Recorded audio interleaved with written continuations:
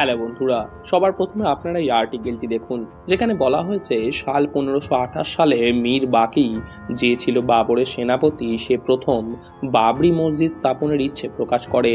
আর এই মসজিদ সেই স্থানে গড়ে তোলা হয় যেই স্থানে প্রভু শ্রীরামের জন্ম হয়েছিল, এবং বাবরি মসজিদ স্থাপনের জন্য সেই স্থানে থাকা রাম মন্দির ভেঙে ফেলা হয়।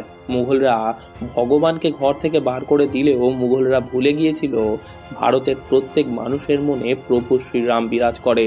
আর এই প্রভু রামের প্রতি আমাদের এই শ্রদ্ধার ফলেই বহু বছর ধরে চলতে থাকা আইনি দ্বন্দ্বের মাঝখানেও রাম মন্দির গড়ে তোলার আশা কখনোই শেষ হয়নি।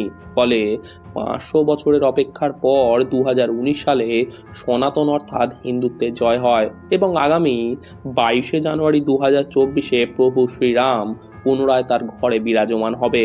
হতে পারে যে সময় আপনি এই ভিডিওটি দেখছেন ততক্ষণে প্রভুর প্রাণ প্রতিষ্ঠা সহ মন্দির দর্শন সকলের জন্য খুলে দেওয়া হয়েছে। তবুও আপনি যদি আপনার ধর্মের প্রতি একটু হলেও শ্রদ্ধা করেন, তবে বাবরি মসজিদ স্থাপন থেকে রাম মন্দির তৈরির এই সফরকে আপনার অবশ্যই দেখা উচিত। তো চলুন শুরু করি। 1526 সালে মুঘল সাম্রাজ্য শুরু হওয়ার 2 বছর পর অর্থাৎ 1528 সালে সম্রাট বাবরের কথায় বাবরের সেনাপতি মীর বাকি অযোধ্যায় অবস্থিত রাম মন্দির ভেঙে সেই স্থানে একটি মসজিদ নির্মাণ করেন, যেটির নাম সম্রাট বাবরের নাম অনুসারে রাখা হয় বাবরি মসজিদ। বলে রাখি, মুঘল সাম্রাজ্যের সময়কালে শুধু অযোধ্যার রাম মন্দির নয়, তার সাথে বহু অন্যান্য মন্দিরও ভেঙে ফেলা হয়, যার প্রমাণ এখনো আমাদের দেশের কোণে কোণে দেখতে পাওয়া যায়। তবে ঝামেলা তখন শুরু হয় যখন 1813 সালে ইস্ট ইন্ডিয়া কোম্পানির একজন সুপারভাইজার একটি রিপোর্টে প্রকাশ করেন যে মসজিদের ভেতরে হিন্দু ধর্মের বহু শিল্প এবং কলাকৃত্য অবস্থিত আছে। ফলে এই রিপোর্ট জনগণের সামনে আসার সাথে সাথে হিন্দু সংগঠনের বহু মানুষ দাবি করেন সম্রাট বাবর 1528 সালে রাম মন্দির ভেঙে মসজিদ নির্মাণ করেছেন। এই ধরনের দাবি ওঠার ফলে হিন্দু এবং মুসলমানদের মধ্যে বিরোধের আগুন উঠতে থাকে। ফলে 1853 সালে নবাব ওয়াজিদ আলী শাহের আমলে প্রথম অযোধ্যায় সাম্প্রদায়িক হিংসা দেখতে পাওয়া যায়। যদিও এই ঘটনার পরেও হিন্দু এবং মুসলমানদের সম্প্রদায়ের লোকেরা একই সাথে পূজা এবং নামাজ পড়তেন। তবে রাম মন্দির স্থাপনের 190 বছর পর জয়পুরের রাজা জয়সিংহ প্রথম মসজিদ এবং মসজিদ সংলগ্ন জমি নিজের অধীনে আনার প্রচেষ্টা করেন, যাতে করে পুনরায় সেই স্থানে রাম মন্দির গড়ে তুলতে পারেন। তবে হাজারো চেষ্টা করা সত্ত্বেও সাফল্য না পাওয়ায় রাজা জয়সিংহ মসজিদের পাশে একটি সৌধ নির্মাণ করেন, যাতে সেই স্থানে প্রভু শ্রীরামের পূজা করতে পারেন। এই ঘটনার পর ব্রিটিশ সরকার 1859 সালে এই দুই স্থানকে কাঁটা জাল দিয়ে আলাদা আলাদা করে দেন, যাতে হিন্দু এবং মুসলিম ধর্মের মানুষ শান্তির সাথে আলাদা আলাদাভাবে পূজা এবং নামাজ পড়তে পারেন। 1859 সালে হওয়া এই ঘটনার প্রায় 26 বছর পর 1885 সালে রাম জন্মভূমির এই লড়াই আদালতে পৌঁছায়, যেখানে নির্মলা সংগঠনের নেতা রঘুবর দাস ফৈজাবাদ আদালতে বাবরি মসজিদের বাইরে অবস্থিত প্রভু শ্রীরামের স্মৃতিসৌধটিতে রাম মন্দির নির্মাণ করার আর্জি জানায়, যেখানে আদালত শুনানি দেয় এই স্থানে হিন্দুদের পূজা অর্চনা করার অধিকার থাকলেও মন্দির স্থাপনের কোনো অনুমতি দিতে পারবেন না। ফলে পুনরায় পরবর্তীতে 1934 সালের সময় অযোধ্যায় বিবাদ শুরু হয়, যার ফলে বাবরি মসজিদের কিছু অংশ ভেঙে পড়ে, এবং এই ঘটনার পর এই মসজিদে নামাজ পড়াও বন্ধ হয়ে যায়।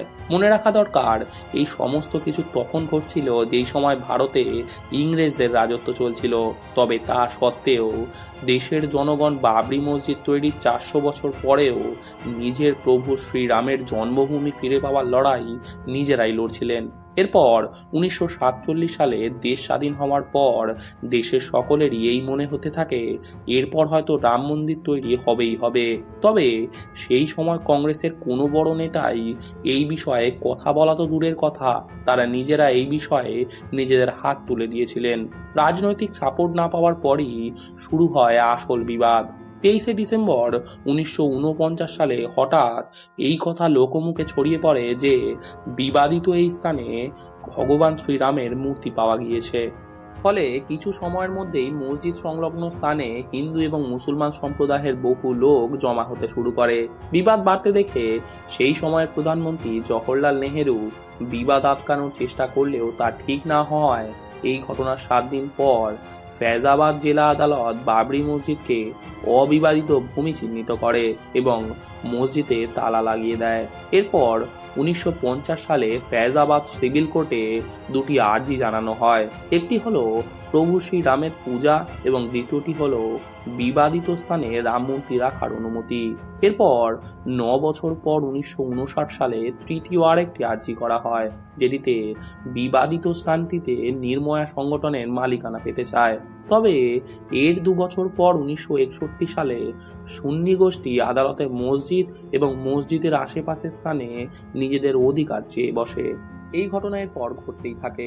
কখনো হিন্দু পক্ষ এবং কখনো মুসলিম পক্ষ বিবাদিত জমিটি নিজেদের দখলে নেওয়ার কথা জানায়।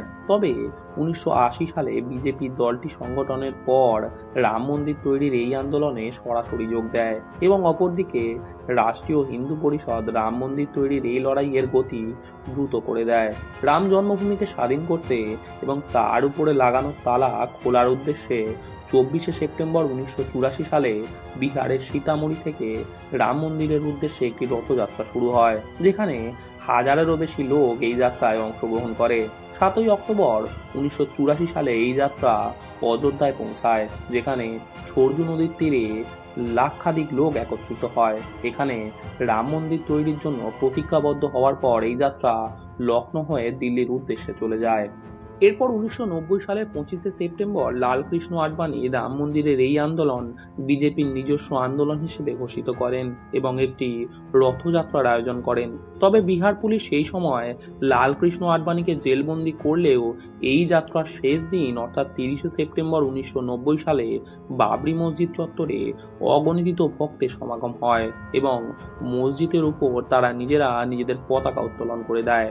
পুলিশ এই পরিস্থিতি সামলাতে না পারায় সেই সময়কার উত্তরপ্রদেশের মুখ্যমন্ত্রী মুলায়ম সিং যাদবের আদেশে পুলিশ গুলি বর্ষণ করেন এবং বহু ভক্তের এর ফলে মৃত্যু ঘটে। এরপর আসে 6ই ডিসেম্বর 1992 সাল, যেদিন প্রায় 2 লক্ষ ভক্ত মসজিদ চত্বরে উপস্থিত হয় এবং মসজিদের 3টি গম্বুজই ভেঙে গুঁড়িয়ে দেয়। এই ঘটনার পর দেশের বিভিন্ন স্থানে বহু ছোট বড় দাঙ্গা দেখতে পাওয়া যায়, এমনকি উত্তরপ্রদেশে রাষ্ট্রপতির শাসন পর্যন্ত চালু করা হয়। তবে এসব হওয়া সত্ত্বেও আদালত চত্বরে শান্তি বজায় থাকে। এরপর বিজেপি সরকারের উত্থানের পর থেকেই রাম মন্দির নির্মাণের বিষয়টি আরো স্পষ্ট হয়ে ওঠে এবং আইনি বিবাদের পরও শেষমেশ আমাদের জয়লাভ হয়। 9 নভেম্বর 2019 সালে সুপ্রিম কোর্ট রাম মন্দির নির্মাণের অনুমতি প্রদান করে এবং মসজিদের জন্য একটি বিকল্প স্থান বরাদ্দ করে দেয়, যার ফলে 5ই ফেব্রুয়ারি 2020 সালে একটি সংস্থার গঠন করা হয় এবং রাম মন্দির তৈরির কাজ শুরু করে দেওয়া হয়। তো বন্ধুরা, 1528 সালে বাবরের নির্দেশে রাম মন্দির ভেঙে ওই স্থানে বাবরি মসজিদ তৈরি করা হয়েছিল তো বটেই, তবে 492 বছর পর সেই স্থানে পুনরায় রাম মন্দির নির্মাণ করা হচ্ছে, যা ভারত সহ আমাদের কাছে অত্যন্ত গর্বের বিষয়। আশা করি আপনাদের ভিডিওটি ভালো লেগেছে। ভিডিওটি যদি ভালো লেগে থাকে চ্যানেলটি অবশ্যই সাবস্ক্রাইব করে পাশে থাকা বেল আইকনটি প্রেস করে রাখবেন এবং আপনি যদি হিন্দু ধর্মের লোক হয়ে থাকেন তাহলে অবশ্যই কমেন্টে জয় শ্রীরাম লিখে যাবেন। দেখা হচ্ছে পরবর্তী ভিডিওতে। ততক্ষণের জন্য সুস্থ থাকবেন, ভালো থাকবেন।